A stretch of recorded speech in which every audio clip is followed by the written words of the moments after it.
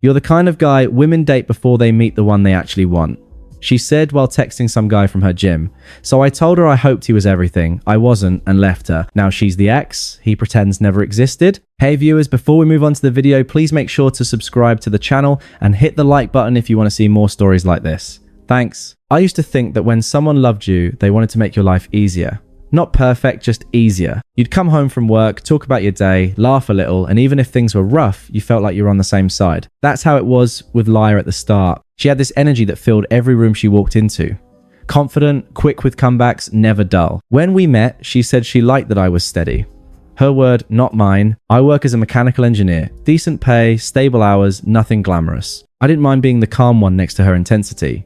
At first, she said it balanced her out, but over time, that same word steady turned into an insult. It started with small jokes that weren't really jokes. You're so predictable. She'd laugh scrolling through her phone. Or, I swear, if you ever got a tattoo, the universe would collapse. Then came the comparisons. Megan's boyfriend just surprised her with a weekend trip to Miami. Or, Ethan started his own business. You ever think about taking a risk for once? She said those things casually, like she was just making conversation, but every time it chipped away at me, still, I tried not to take it personally. I figured maybe she was just restless. She worked in marketing, surrounded by flashy people and fast talk. I wasn't trying to compete with that. I just wanted to be the guy she could count on, but lately it felt like she didn't even see me anymore. We'd go out to dinner and she'd spend half the night on her phone typing fast, smiling down at the screen. When I asked who she was talking to, she'd roll her eyes. You're jealous over nothing. Relax. It's just a friend from my gym. That became a pattern. Me noticing, her deflecting. She started going to that gym almost every evening. Late sessions, group classes, always followed by vague explanations if I asked about it. She'd come home still in workout clothes, smelling like someone else's cologne, and I'd tell myself not to assume. But it wasn't even the possible cheating that got to me. It was the contempt. The way she'd sigh when I asked her to put her phone away at dinner. The way she'd say things like, you don't understand what it's like to want more, as if my stability was some kind of character flaw. The worst part was, I still loved her. I kept thinking that if I just stayed patient, she'd remember who I was to her. The guy who fixed her car at midnight, helped her move apartments, made her breakfast every Sunday. The one who never made her feel small. But she had started to confuse kindness with weakness. And that night, the one where she said what she said, I realized how far she'd fallen from the person I thought she was. She wasn't trying to make things easier anymore. She wanted someone to look down on. And I had finally run out of ways to pretend that didn't hurt. It happened on a Wednesday night, one of those quiet midweek evenings when nothing dramatic should happen. I'd made dinner. Nothing special, just pasta and salad. Yayla was sitting across from me at the table, her phone propped up beside her plate screen, lighting up every few seconds. She wasn't even trying to hide it anymore. I kept my voice calm. You've been glued to that thing all week. Who's keeping you that entertained? She didn't look up. You wouldn't know him. Try me. Finally, she sighed like I was interrupting something important. His name's Ryan. He's from my gym. We've just been talking about what? Life, fitness, ambition. You know, stuff people with drive talk about. That one stung more than I wanted to admit. I set my fork down and leaned back, right? Because engineers have no ambition. She smirked. That's not what I said. Not directly. That was when she put her phone down and really looked at me with that half smile she used when she thought she was being clever. You know what your problem is, she said. You're the kind of guy women date before they meet the one they actually want. I stared at her waiting for her to laugh. She didn't. She just kept going casually like she was discussing the weather. You're safe, dependable, nice. You make women feel stable for a while and then, well, they move on. It's not your fault. It's just who you are. I could feel my pulse in my throat. So that's what I am to you. A practice run? She shrugged. Don't make it sound so tragic. You'll find someone who appreciates boring one day. That was it. Not shouted, not crew, screamed, just said with quiet contempt. Something in me clicked off after that. I didn't yell. I didn't throw anything or demand explanations. I just sat there watching her pick up her phone again, her thumbs tapping away, smiling at whoever was on the other end. Ryan, texting you, I asked. She looked up again, that smirk still there. Maybe. I nodded slowly. Then I hope he's everything. I'm not. She blinked, confused for a second, like she wasn't sure if I was being sarcastic or serious. But I was calm. Too calm. I got up from the table, grabbed my keys and said, you win, Laya. You get to meet the one you actually want. She laughed under her breath. You're being dramatic. I didn't answer. I walked out. No scene, no goodbye kiss. No shouting, just silence. The kind of silence that means something's over for good. I stayed with a friend that night. The next morning, I texted her one line. Don't worry about me coming back. You got what you wanted. She didn't respond. But later that day, she posted a picture at the gym. Same outfit she wore to dinner. Big smile, a caption that read, "Some people just don't get it." And Ryan was in the comments, flame emojis and all. That was the confirmation I didn't need, but got anyway. I blocked her number that night. I thought that would be the end of it. But karma was only getting started, and so was she. The first few weeks after I left, I didn't really feel anything. It wasn't peace. It was more like emptiness. I still woke up at 6:30, still brewed my coffee the same way, still drove to work, but the silence in my apartment felt heavier than it should have. The kind of silence that hums. Every so often I'd scroll through social media without meaning to. Old habit.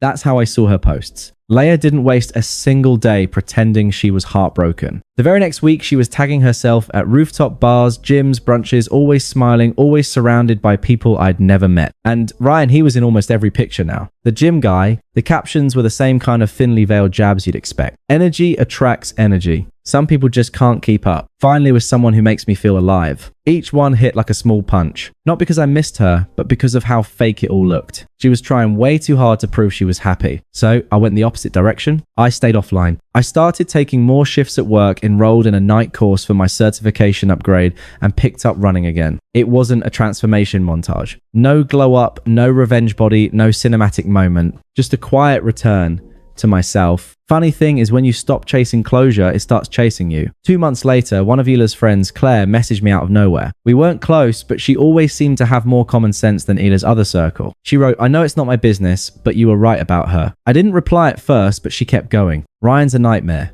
Controlling, jealous, broke. He's already cheated on her twice. She moved in with him and he's got her paying half his rent. I stared at that message for a long time. Not because I was shocked, but because I wasn't. Leia used to chase chaos like it was a sport. She'd call it passion. I used to think that was something I lacked. Now I saw it for what it was. Instability wrapped in charm. I didn't text back. I didn't comment. But inside, I felt something shift. Not satisfaction exactly, but a kind of closure that didn't need an audience. Then about 3 weeks later, I got a text from an unknown number. Yaila.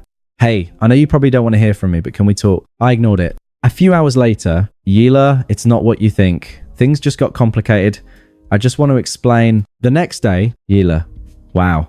So I meant nothing to you, huh? After everything?" That one made me laugh. Not out of cruelty, but disbelief. After everything she said, after how smug she was really trying to play the victim. Now, by the end of that week, she called twice. I didn't answer, but then she sent a text that actually stopped me mid-sentence at work. "Liar, you'd be happy to know, Ryan turned out to be a liar. You were right about him. Congratulations." No, sorry. No acknowledgement of what she'd done, just a backhanded, ego-soaked half confession. I didn't reply. Instead, that night I went for a run. I hit the same route we used to take together when she pretended she liked jogging. The air was cold, the streets were quiet, and for the first time in a long time, I didn't think about her at all. But that peace didn't last long because soon her attempts stopped sounding prideful and started sounding desperate. And that's when I realized karma had only just begun collecting. It started subtly. A missed call here. A random hey there. Then the longer messages began long enough that my phone screen couldn't fit them in one view. "Isla, I know I messed up, but I was confused back then. You were always so calm. It made me feel like you didn't care. Ryan made me feel wanted. I see now that he was just manipulating me. Yila, you don't have to respond. I just want to talk, please." Then came the shift. Guilt trips. Mass dishonesty. "Yala, you always said I could talk to you about anything.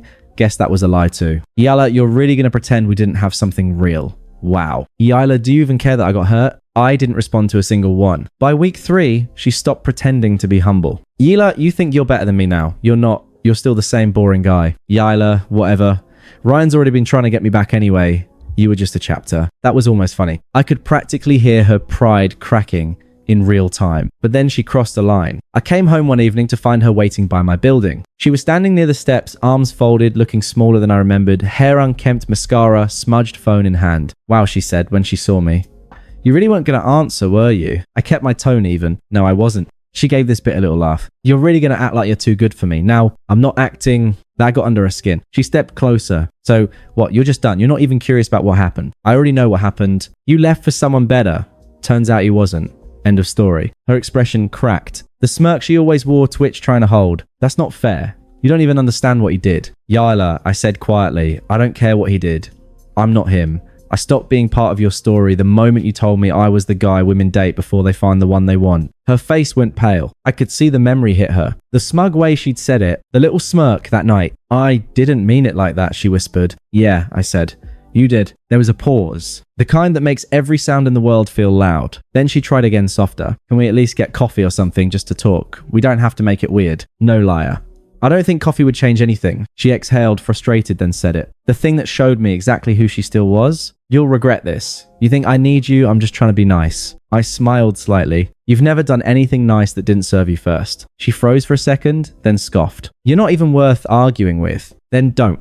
I walked past her and unlocked the door. She stood there for a few seconds waiting, maybe hoping I'd stop her, but I didn't. When I finally looked back, she was gone. That was the last time I saw her in person. At least until the day she showed up where she really shouldn't have looking for something I stopped offering a long time ago. It had been almost 6 months since that night outside my building. Life was quiet again, the kind of quiet that feels like oxygen. I'd finished my certification, started working on a promotion project at my firm, and even bought some new furniture, something I'd always put off. Most importantly, I didn't think about Laya anymore. Not out of bitterness. She just wasn't there in my mind. That, I realized, was what real closure looked like. Then one Friday evening, my coworker Daniel invited me to his engagement party. Small gathering, nothing fancy, just friends, drinks, and music. I almost didn't go, but he'd been my project partner for months, and he'd insisted. I showed up, made small talk, had a few beers, normal night, until I heard her voice. Wait, Will? I turned around, and there she was, Laya.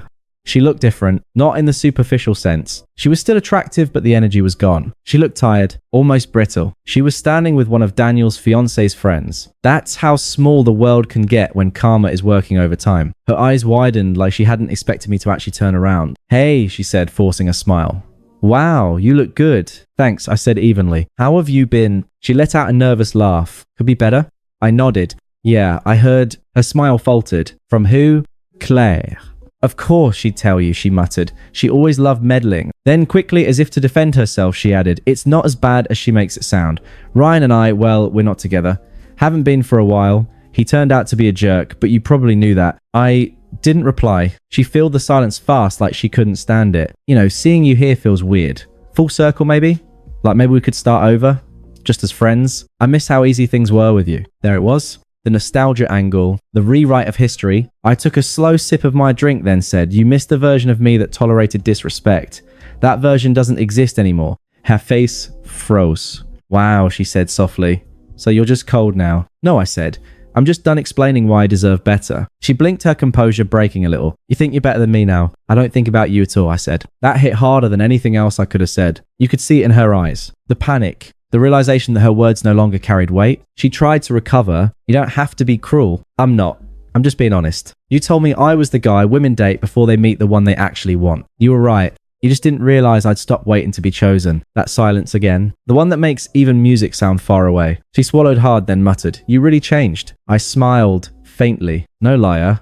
I just finally started treating myself the way you never did. Someone called her name from across the room. She looked over her shoulder, hesitated, then back at me searching for something. Maybe a flicker of the old softness she could manipulate. It wasn't there. Take care of yourself, I said simply and walked away. Later that night, Daniel leaned over and asked quietly, old girlfriend? Yeah, I said, a long time ago. And that was the truth. Not just about time, but about everything that made her feel like a different life. Because for the first time, she really was just that. Someone I used to know. And when she walked out of that party alone, I didn't feel anger or satisfaction or regret. Just peace. The kind that comes when the storm's finally done and you're still standing. Thanks for watching. Make sure to subscribe to the channel and hit the like button. What do you think about this story? Share it in the comments.